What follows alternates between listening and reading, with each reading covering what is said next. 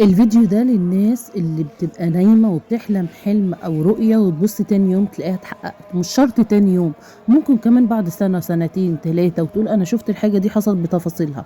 مش بس كده، وكمان الناس اللي ممكن تقول ايه ده، أنا شفت المشهد ده حصل لي قبل كده، الحاجة دي أنا سمعتها، أنا شفت الحاجة دي، ايه ده، ازاي أنا أول مرة يعني ازاي أقولها، بس أنا شفتها قبل كده أو حسيتها قبل كده.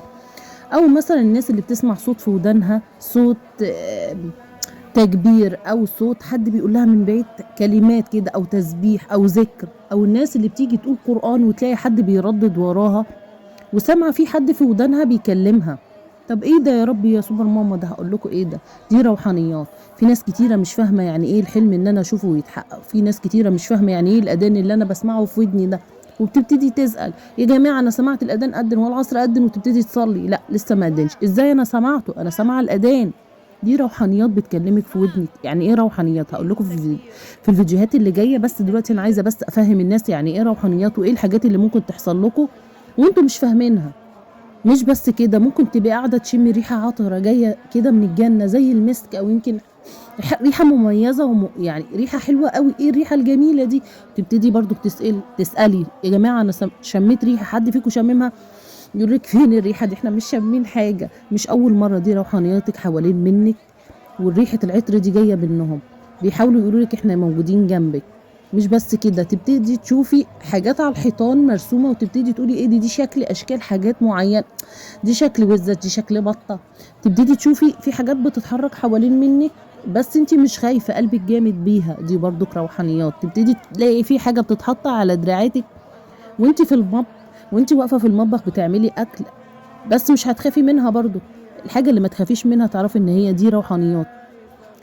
هقول لكم برضو الروحانيات دي عباره عن ايه لما تتابعوني في كل الفيديوهات وتعملوا شير ولايك للفيديو ده وتنشروه لناس كتيره مش فاهمه ايه اللي بيحصل لها، او تعملوا لهم منشن عشان يفهموا. فعلا في ناس كتيره ما كانتش فاهمه الحاجات دي.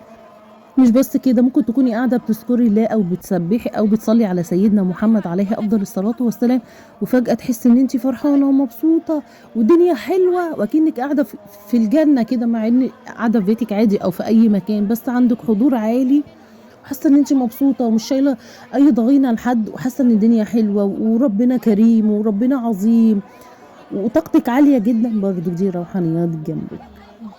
لما تبتدي تصلي وصوتك يغير، القرآن تحس ان هو صوته حلو قوي، ايه الجمال ده اللي انا بقوله، انا ما بعرفش اقول بالصوت الجميل ده او ازاي انا بنطق النطق ده، او صوتي حلو قوي كده اكنك بتغني كده، بس هو مش غنى، هو يعني بتحسي طاقة القرآن عالية قوي معاكي وربنا كريم. الله، ايه اللي انا ده، مش شرط على فكرة يبقى صوت واحد، ممكن صوتك يبقى ممكن اكتر من صوت كمان واكتر من طريقة، كل آية على حسب اللي انت بتقوليها.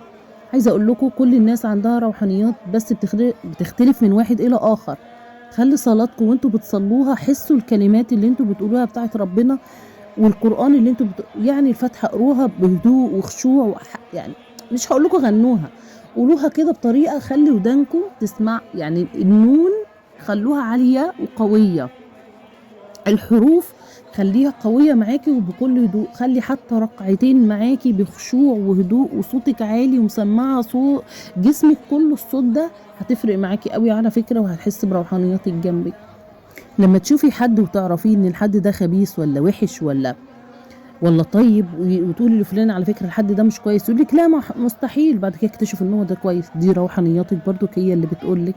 لما تقعدي جنب حد ودماغك تصدع او تفضلي تتوبي كتير، برضك الانسان ده ممكن يكون محسود او معمول له سحر او تعبان نفسيا، فانت بتاخدي الطاقه دي بتحسي ان اللي قدام منك ده تعبان.